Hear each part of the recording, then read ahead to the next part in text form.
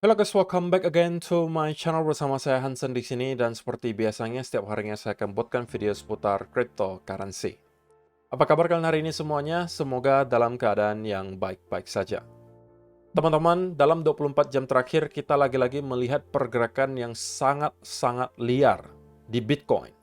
Kita sempat break ke all-time high yang baru, namun kita langsung mendapatkan semacam crash kurang lebih $10.000 hanya dalam kurun waktu beberapa jam saja. Dan inilah alasan utama teman-teman, kenapa di video beberapa hari terakhir, saya secara berulang-ulang, saya sampaikan berkali-kali ke teman-teman semua. Kita melihat market itu bergerak tanpa ada koreksi sama sekali. Dan akan ada datang saatnya di mana kita akan mendapatkan likuidasi yang besar dan koreksi yang sehat. Dan hari inilah yang saya maksud teman-teman. Oke, sehingga beberapa hari belakangan saya selalu mewanti-wanti ke teman-teman semua. Please, kalau misalnya kalian mau trade pun sekarang, jangan menggunakan leverage yang terlalu besar. Oke, jangan juga kalian overconfidence masuk ke semua koin yang kalian mau sekarang karena market terlihat sedikit overheated. Dan juga saya sampaikan bahwa please kalau misalnya kalian sudah mempunyai profits yang sangat besar, terutama di altcoin, tidak ada salahnya untuk melakukan taking profit, karena dengan melakukan hal tersebut, kalian kembali mempunyai amunisi untuk menyerok dengan harga yang lebih murah. Dan baru beberapa hari saya sampaikan teman-teman, hari ini udah kejadian. Dan untuk teman-teman yang berada di VIP room tentunya harusnya terselamatkan dari apa yang kita lihat dalam 24 jam terakhir. Karena 1-2 hari yang lalu saya sudah sampaikan juga di VIP room bahwa saya melihat sepertinya Bitcoin telah berpotensi menemukan local top. Dan saya menyampaikan bahwa teman-teman harus gitu ya waspada. Dan kalau misalnya sudah punya profit, bisa di take profit. Ataupun kalau misalnya semua setup atau ada setup yang kembali ke entry, itu mungkin bisa dijual terlebih dahulu. Sehingga harusnya terselamatkan gitu ya. Jadi teman-teman, kita bakal membahas apa saja penyebab yang kemudian kita bisa melihat pergerakan seperti itu terjadi, kira-kira apa yang bisa kita expect berikutnya. So, stay tune terus sampai akhir video. Nah, sekarang kita bakalan mulai dari CoinMarketCap terlebih dahulu. Per hari ini secara global market cap crypto berada di angka 2,35 triliun dolar atau turun sekitar 7,04%. Nah, di top 10 coin sendiri kita melihat juga semuanya dalam keadaan merah. Penurunannya ranging antara 3, sekian persen hingga kurang lebih 15%. Yang paling parah itu penurunannya adalah Dogecoin, teman-teman. Penurunannya 15% ke 0,15 dolar. So, itu adalah outlook sementara dari beberapa top coin yang ada. Sekarang kita langsung aja masuk ke beberapa data dan berita terbaru hari ini. Nah, yang pertama teman-teman, saya pengen sampaikan dulu dari ini. Angka likuidasi. Ini adalah salah satu penyebab kenapa kita bisa melihat ada crash yang sangat dalam. Dalam beberapa jam saja kita bisa melihat ada koreksi kurang lebih $10.000. Dari yang 69.000 ke 59-an. Yaitu adalah likuidasi besar-besaran dari arah long, teman-teman. Dan ini adalah angka yang mungkin tidak pernah kita lihat selama beberapa tahun terakhir. Angka likuidasi selama 24 jam terakhir itu sampai ke angka 1,12 billion dolar, teman-teman. Ini mungkin tidak pernah kita lihat sejak tahun 2021. Ini menggambarkan seberapa banyak leverage yang berada di cryptocurrency market selama beberapa waktu terakhir. Dan kita mencuci sebagian leverage tersebut hanya dalam waktu beberapa jam saja. Untuk menggambarkan seberapa overheated market cryptocurrency beberapa waktu terakhir, kita bisa melihat funding rates heat map. Simpelnya teman-teman, kalau misalnya kita melihat warnanya hijau di sini, hijau kebiruan itu artinya funding rates-nya netral. Tapi kalau keunguan itu berarti negatif, artinya banyak yang short. Kalau warnanya kuning, apalagi sudah menjelang orange, itu berarti banyak orang yang long dan menggunakan leverage yang besar pula. Sehingga funding rates-nya itu sangat-sangat positif. Dan jika kalian perhatikan teman-teman, beberapa waktu terakhir, terlebih lagi di awal bulan Maret hingga sekarang, gitu ya. Ya kita sekarang masih awal bulan Maret, tapi antara tanggal 5 Maret dengan 1 Maret, kita melihat rata-rata itu berwarna orange, teman-teman. Memperlihatkan bahwa memang banyak sekali orang menggunakan leverage dan long dan berharap market terus-menerus naik. Sehingga menjadi insentif yang sangat besar bagi market maker untuk mencoba mendorong harga ke bawah melikuidasi orang-orang tersebut. Inilah kenapa juga sekali lagi saya sampaikan, please teman-teman, dalam keadaan market seperti ini yang sangat volatil, sangat tidak bijak untuk menggunakan leverage yang terlalu besar, karena saya yakin kalau kalian lakukan hal tersebut, bisa jadi hari ini kalian menjadi salah satu korban yang mendapatkan surat cinta dari exchange berupa margin call. Please, kedepannya juga jangan sampai kalian ulangi hal tersebut, terutama ketika market sedang bergerak naik berhari-hari, gitu ya, berminggu-minggu tanpa ada koreksi sama sekali, dan kalian longnya di pucuk. Saya tidak mengetahui apa dasar pemikiran yang bisa membuat kalian melakukan hal tersebut. Dan sebenarnya, saya tidak menjadikan ini sebagai sebuah hal yang negatif, teman-teman. Ini justru adalah hal yang positif menurut saya. Karena dengan adanya pencucian leverage yang kita lihat selama beberapa waktu terakhir, maka market sekarang kembali dalam keadaan yang terlihat lebih sehat. Leverage di sistem tidak terlalu besar, sehingga kita bisa melihat Bitcoin kembali recover. Tetapi teman-teman, kita harus lihat lagi keadaan berikutnya. Kalau misalnya masih rupanya tidak banyak yang kapok, kita melihat Bitcoin baru naik misalnya sedikit, tiba-tiba sudah mulai kekuningan masuk ke orange lagi, ya kita bisa melihat ada likuidasi tambahan. Sampai pada akhirnya orang-orang udah kapok, udah pada margin call, udah nggak mau lagi pakai leverage yang besar, baru kita mungkin bisa kembali start untuk mengharapkan Bitcoin break ke area all time high yang baru. Oke, jadi ini adalah hal yang sehat menurut saya, teman-teman. Leverage kecuci sebagian besar. Dan juga, perlu kalian ketahui, teman-teman, ini adalah angka paling besar. Highest since the previous cycle top. Ini adalah angka likuidasi terbesar sejak cycle top tahun 2021 kemarin. Bisa kalian bayangkan, sudah kurang lebih 3 tahun kita tidak melihat ada likuidasi sebesar ini, teman-teman. Menggambarkan seberapa banyak leverage yang ada di sistem dan seberapa euforia orang-orang beberapa waktu belakangan. Tetapi juga teman-teman, yang perlu kita ketahui, yang terjadi di belakang layar, itu selain ada leverage yang sangat besar itu kecuci, tapi di sisi lain, demand dari spot Bitcoin ETF itu selalu konstan meningkat secara eksponensial, teman-teman. Bahkan, dalam beberapa hari terakhir, angkanya itu jauh lebih besar daripada minggu-minggu sebelumnya. Dan kemarin teman-teman, kita mendapatkan lagi-lagi volume yang sangat besar, kurang lebih $12 billion per hari yang trading di spot Bitcoin ETF. Ini bukan inflow ya teman-teman, bukan berarti orang membeli semuanya $12 billion, tidak. Tetapi ini adalah volume perdagangan, transaksi, ada yang jualan, ada yang beli, ada yang jualan, ada yang beli. Volumenya seberapa dihitung? $12 billion. Tapi kalau ditanya, jadi banyak yang beli apa yang jual kok? Nah, ini akan memberikan jawaban terhadap pertanyaan tersebut. Bitcoin ETF inflow-nya. Kalau kalian bisa lihat di sini, maka sebenarnya ada 1 dan 2 hari di sini di mana kita melihat ada outflow yang lebih besar daripada inflow. Tapi in general kita melihat inflow itu jauh gitu ya, melebihi outflow yang terjadi. Dan 1 hari terakhir, kita kembali melihat ada kurang lebih $562 juta dalam bentuk Bitcoin ETF itu kembali menjadi inflow. Hari kelima, ini adalah yang terbesar kelima, teman-teman, dari segi inflow.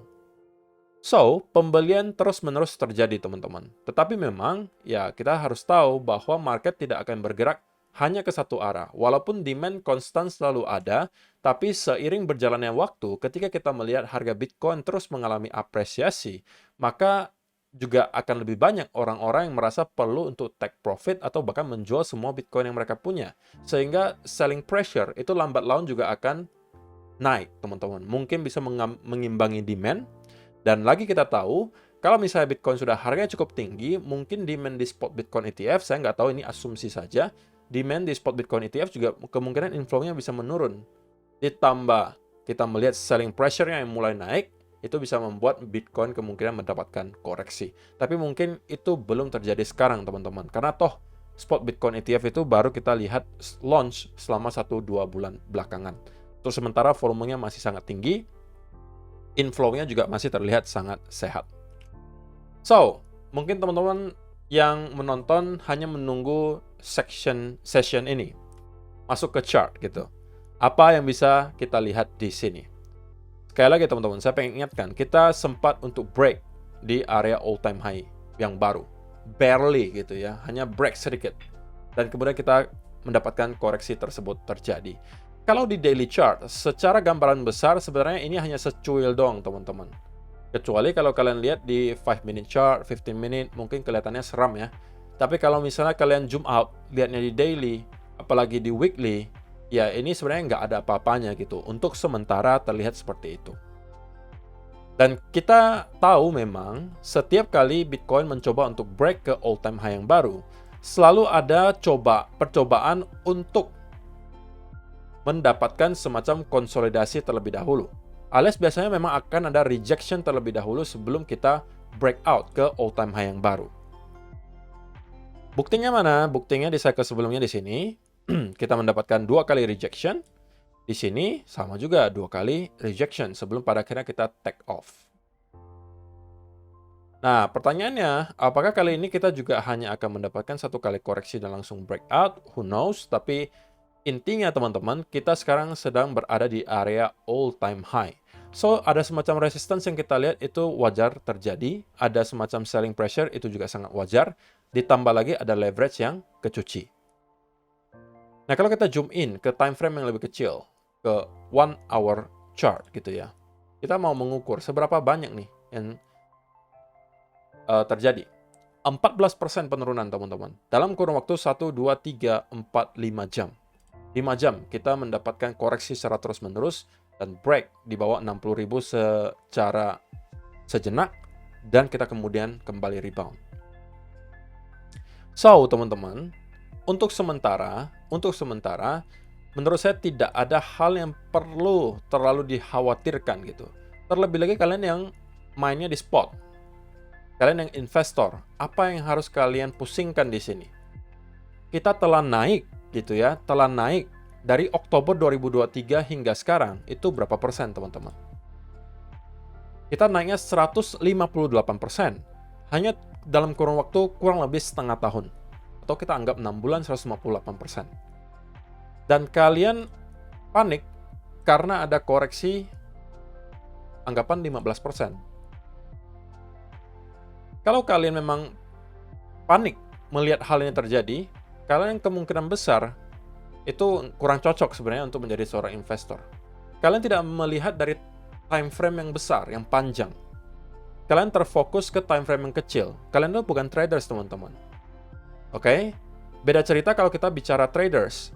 Kalau untuk traders, saya sudah sampaikan juga ini berkali-kali dalam beberapa video terakhir, bahwa jika ada semacam reversal pattern yang bisa kita lihat tercipta, maka itu worth it untuk diambil. Kalau misalnya teman-teman sempat melakukan short dari double top di sini, maka harusnya kalian mendapatkan profit dan sudah melakukan taking profit. Karena target teknikal dari area atau pattern double top di sini, itu kurang lebih di area 61.170. Nah, lalu pertanyaan sejuta umatnya, gitu kan, sampai kapan dan di harga berapa kita akan berhenti koreksi dan kembali naik kok? Nah, tentunya jawaban yang pertama saya mau sampaikan dulu, saya bukan seorang cenayang, teman-teman. Saya nggak bakalan tahu berhentinya proses di sebelah mana dan akan kembali rally kapan. Nggak ada yang tahu, teman-teman. Tapi setidak-tidaknya saya mungkin bisa memberikan sedikit analisa berdasarkan price action dan data historis. Nah, sebenarnya terakhir kali teman-teman saya memberikan sesuatu yang mungkin teman-teman lupakan, yaitu adalah ketika kita mendapatkan koreksi seperti ini, saya sampaikan, saya expect Bitcoin itu hanya akan kurang lebih nyampe ke kurang lebih 38.500, itu akan menjadi bottomnya dan kita akan kembali naik. Kita hitnya di berapa teman-teman? 38.600. Walaupun tidak persis gitu ya, tapi itu udah mendekati lah. Artinya saya bisa mungkin menyatakan bahwa yang saya asumsikan kemarin benar. Kita akan berhenti di area ini dan kemudian kembali naik. Nah, kali ini saya juga akan mencoba gitu ya, melakukan analisa terhadap apa yang sedang terjadi sekarang dan mencoba untuk memberikan sebuah senario dengan probability yang mungkin lumayan tinggi terjadi berikutnya.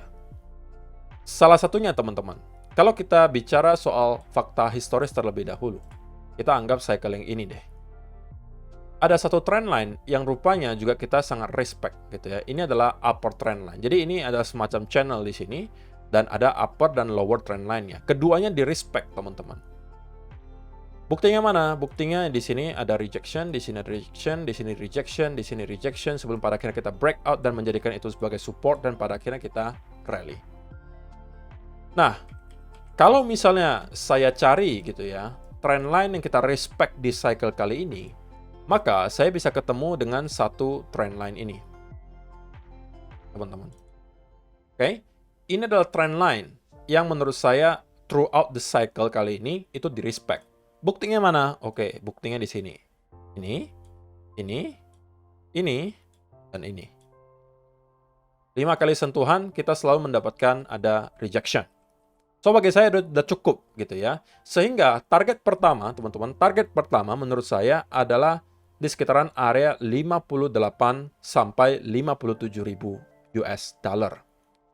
Itu bisa menjadi potensial bottom. Dan kita akan kembali reverse dan naik ke atas. Oke? Tetapi teman-teman, tentunya kalau misalnya kita sampai bisa jebol di bawah area trendline itu, maka kita mungkin bisa mendapatkan koreksi yang jauh lebih dalam. Kemungkinan akan kembali ke area trendline berikutnya itu sudah kurang lebih di sekitaran 42.000 dolar. Sehingga ada dua nih teman-teman yang bisa berpotensi menjadi local bottom. Tapi untuk sementara, karena kita melihat demand yang selalu konstan datang dari spot Bitcoin ETF, terlebih lagi kita sekarang sudah berada di area all time high, gitu ya. Saya rasa koreksinya untuk sementara probabilitasnya tidak akan terlalu dalam. Dan saya expect local bottom-nya kemungkinan akan berada di area 57-58. Dan perlu kalian ingat teman-teman, apa yang kalian lakukan beberapa hari yang lalu, kalian semuanya bertanya, kok ini masih boleh beli apa enggak? Boleh beli apa enggak? Padahal, kita melihat market mengalami kenaikan secara terus-menerus. Altcoin juga sama, terus-menerus meroket tanpa ada koreksi. Dan kalian bertanya, boleh beli nggak kok? Saya selalu sampaikan kalau bisa tunggulah koreksi. Nah sekarang teman-teman, kalian telah diberikan koreksi tersebut. Tapi saya yakin pasti ada yang nanya dan juga mungkin berpendapat lagi, wah kok saya nggak berani beli sekarang kok, takutnya nanti turun lagi. Nah itu menjadi penyakit gitu ya, menjadi sebuah penyakit yang sudah mungkin berulang-ulang teman-teman. Sering banget saya temukan. Ketika harganya terus-menerus naik, udah harganya tinggi, baru dia tanya, boleh beli nggak kok sekarang? Ketinggian nggak kok? Tapi ketika dikasih koreksi 20-30%, nggak ada yang berani beli. Alasannya apa? Takut turun lagi kok. Kalau itu yang kalian anut teman-teman, maka sampai kapanpun kalian akan membeli dengan harga yang terlalu tinggi. Karena kalian tidak punya planning, kalian hanya membeli atas dasar FOMO. So, inilah kesempatan kalian. Yang kemarin mungkin sempat mau masuk ke altcoin, tapi tidak menemukan harga yang cocok, sekarang kemungkinan bisa dapat yang cocok. Dan kalau kalian juga tidak berani untuk eksekusi, ya sampai kapanpun kalian tidak akan masuk ke market, teman-teman. Kalau kalian tidak berani ambil resiko, kalian tidak akan mendapatkan gains-nya. Saya tidak mengatakan bahwa garansi kita akan langsung naik lagi dari sini. Saya tidak mengatakan juga bahwa garansi kita tidak akan mendapatkan koreksi yang sangat dalam sampai ke 40.000 di Bitcoin. Tapi apakah ada yang bisa menjamin hal tersebut terjadi? Tidak ada, gitu.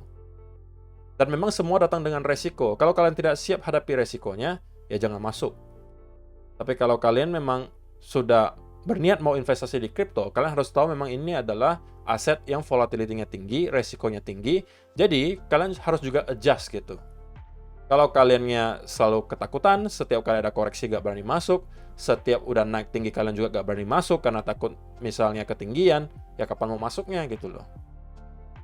Jadi teman-teman, kalau saya pribadi ini yang saya lakukan, Karena saya kemarin sudah melakukan taking profit, udah menjual sebagian altcoin saya, yang mungkin saya rasa profitnya juga udah lumayan banget. Maka yang saya lakukan sekarang adalah, saya mulai kembali mencicil teman-teman. Kembali dollar cost averaging ke project-project yang kemarin mungkin sempat saya tidak masuk, tapi harganya mungkin sekarang udah masuk ke zona yang saya mau. Saya mulai start dollar cost averaging. Kata kuncinya mulai. Kenapa mulai kok? Nggak all in aja kok. Sekali lagi, kita nggak tahu bottomnya ini bakalan berhenti di sebelah mana. Tapi untuk sementara, ekspektasi saya adalah di kurang lebih 57 sampai 58 ribu dolar. Karena biasanya koreksi semacam ini, teman-teman, kemungkinan besar tidak hanya akan bertahan 1 hari. Bisa aja memakan waktu beberapa hari sebelum pada akhirnya kita kembali reverse ke atas. Nah, beberapa hari ke depan akan memberikan semacam clue ke kita tentang apa yang akan terjadi berikutnya. Kalau rupanya kita akan membuat semacam pattern di sini, maka itu berarti kita bisa expect Bitcoin akan langsung kembali breakout ke atas. Tetapi kalau kita kembali mendapatkan ada sell off seperti ini, maka ada mungkin perlu waktu beberapa hari ke depan untuk mendapatkan semacam konsolidasi sebelum pada akhirnya kita kembali naik. Oke, kalau di sini kita lihat ini ada 3 candle yang bearish sebelum pada akhirnya kita kembali rebound, konsolidasi, baru breakout. Gitu ya. Jadi saya juga expect ya harusnya kita masih akan melihat Bitcoin masih struggling lah ya dalam beberapa hari ke depan. Kalaupun ada kenaikan di sini kemungkinan akan sangat terbatas dan saya expect kita akan kemungkinan mendapatkan semacam push lagi ke bawah sampai ke sekitaran area 57, 58 ribu, baru dari sana kita akan start kembali reverse, bisa aja membuat semacam konsolidasi di sekitaran area ini, dan kemudian start untuk breakout ke atas.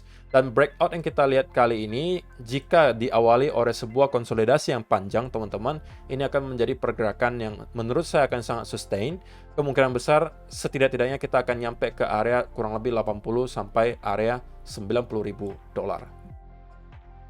Oke, tapi kalau kita tidak mendapatkan ada konsolidasi tersebut dan terus-menerus naik seperti ini, gitu ya. Konsolidasi itu bentuknya seperti apa kok? Konsolidasi itu bentuknya bisa bermacam-macam, teman-teman. Tapi kalau contoh yang paling dekat, itu mungkin adalah seperti ini, seperti ini, seperti ini. Nah, kalau kita terlebih dahulu mendapatkan konsolidasi semacam itu di sini, maka pergerakannya menurut saya akan bisa sustain ke atas tanpa ada koreksi yang terlalu berarti lagi. Tapi kalau tanpa ada koreksi yang terlalu gimana, kita langsung break ke all time high dari sini, maka kita masih ada potensi kemungkinan mendapatkan konsolidasi di sekitaran area 70 sampai 75 ribu, itu mungkin adalah ekspektasi saya. Baru kita akan mendapatkan konsolidasi dan kemudian baru mungkin akan naik lagi ke 80, 90 atau bahkan 100 ribu dolar. Oke. Jadi pertanyaannya sekarang harus ngapain? Kalau misalnya kalian yang merupakan spot holder, kalau saya pribadi, saya mulai mencicil ke project-project yang menurut saya sudah masuk ke zona akumulasi saya, gitu ya. Tapi kalau kalian yang traders, teman-teman, kemarin harusnya kalian sempat, kalau misalnya gitu ya, kalian memantau video saya beberapa hari terakhir, saya sampaikan, saya pribadi memang mungkin gitu ya, akan menciptakan kontroversi dengan mengatakan saya pasti lebih milih untuk mencari peluang untuk short. Kalau dari perspektif seorang traders, kenapa? Karena kita berada di area major resistance. Nah, kita break dari area double top di sini, ini harusnya bisa menjadi setup bagi kalian, dan kalau saya kan udah profit di sini. Nah, tapi kalau yang belum masuk ke setup apapun, maka untuk sekarang tidak ada lagi menurut saya setup baru yang bisa dimanfaatkan. Terlebih lagi pergerakan market yang sangat volatile seperti ini, menurut saya sangat-sangat tidak baik untuk kita coba terka-terka.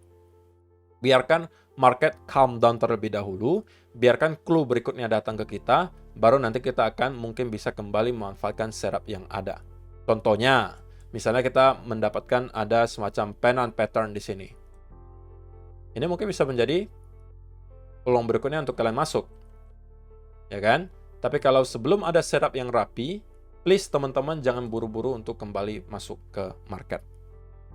Intinya untuk sekarang, teman-teman, kita melihat market kembali mencoba untuk kembali recover, gitu ya. Tetapi saya tidak expect bahwa kita akan break kembali ke all-time high yang baru dalam waktu beberapa hari ke depan. Kemungkinan kita hanya akan mencoba kembali nge-retest dan kemudian mendapatkan rejection. Hanya akan semacam sideways di sekitaran area ini sebelum pada akhirnya kita kembali siap untuk breakout ke atas. So, itu aja sih yang perlu saya sampaikan di video hari ini, teman-teman. Terima kasih untuk kalian yang sudah menonton sampai selesai. See you in the next video. Bye-bye.